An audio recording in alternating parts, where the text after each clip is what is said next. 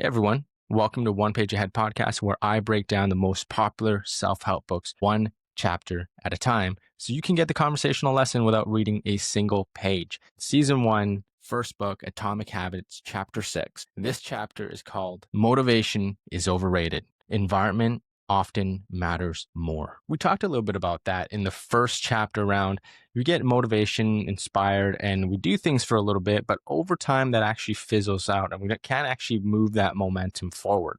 So in this chapter, it actually starts off with a very interesting story from a lady named Anne Thorndike. She's a physician based out of a hospital in Boston who had this crazy idea. She believed that she could change people's eating habits of thousands of visitors and staff in her hospital without changing anyone's willpower or motivation. She also didn't tell anyone about this either. Her and some coworkers designed this plan. Over the course of 6 months, they would start to arrange things in the hospital cafeteria differently. She started off by placing water in the refrigerator section next to the soda. No big deal, small changes.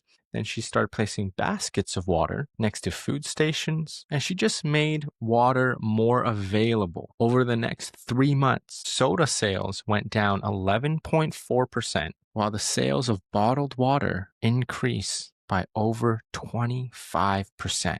Then they made similar adjustments with different types of food across the cafeteria, and the same results followed. No one said a word, no one really knew. And so what does that tell us?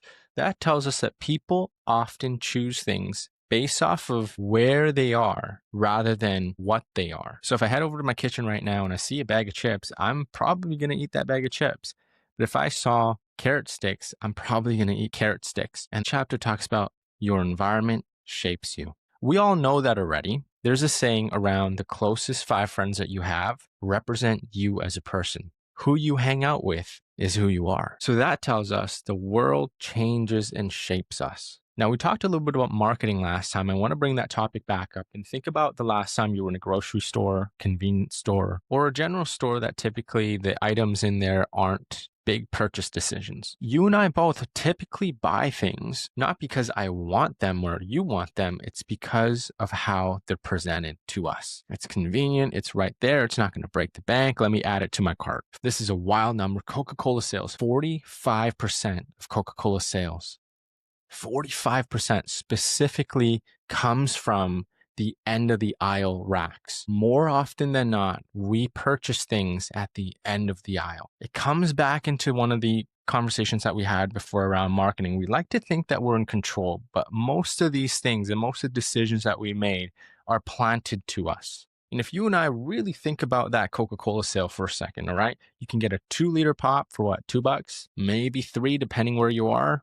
Or you can get that 1 bottle in the refrigerator aisle for $2.70. That is the example of convenience, environment, and how it's presented to us. If we think about all our senses, we also talked about unconscious behavior in chapter 4. One of the strongest senses that we have as humans is visual, sight. So how we see things shifts what we do. So what? Who cares? We talked a lot about the environment. What are we going to do about it? One of the key sentences that I have here is you don't have to be a victim of your environment. You can also be the architect of it. So how do you design your environment to be as successful as it can be? We talked about the first law, which is make it obvious, and we talked about visual, sight, as a strong sensory. If we take the opposite of that, making it feel ambiguous and not being able to see it, that makes it difficult for us to trigger the cue, which every habit is initiated by. You and I both know in the refrigerator, in the vegetable fruit storage area, there are fruits sitting there, sadly wilting away.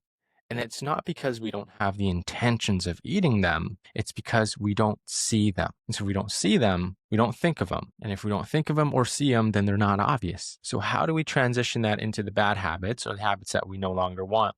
We make them invisible. I am thinking, all right, if I want to read more, I'm going to place my book next to my coffee machine in the morning, which is part of my morning routine in my habit scorecard. If you're not sure about what the habit scorecard is, Chapter 4, in that video, you can download a habit scorecard where it lists out the individual habits that you automatically take and you're conscious of or unconscious of throughout your morning, afternoon, or night, or wherever part of your day that you want to create. And so you can start altering how you burn through your day. Now, back to chapter 6 around the environment. If you want to change your habits, you have to change your environment. How do you change your environment? It doesn't mean you got to move houses. It's looking at the different objects in your environment and then seeing what your relationship is to them. I have this, oh shoot, my bad, I wasn't aware.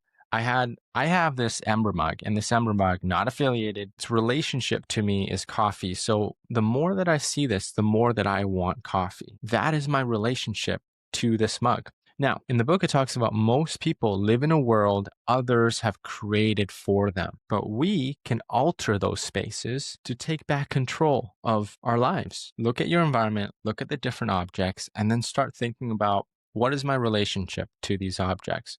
I had a conversation with a friend, and the couch for them is a place to lounge and a place to relax. For me, the idea of a couch is work. There was an incident in my life, there was a time in my life where all I did was work, and it was more effective for me to sleep on the couch, wake up next to my computer so I could get more done rather than sleep in the bedroom. And so whenever I sit on my couch, I've noticed that I pull out my phone and I start checking and responding to some of my emails. And that is my relationship with the couch now. But it's stuff like that that we start to recognize that then we can change. Now, back to a couple of the different topics earlier. If you have a snack basket on one of your tables, or just you could view it in your kitchen, your relationship to that basket is that you are going to snack. By making it invisible and putting it in a cupboard, you don't see it, so you're less likely going to take action to eat it. You've just redesigned your space while taking ownership of that relationship to the object. Okay, but what if you got a shared space and it's communal,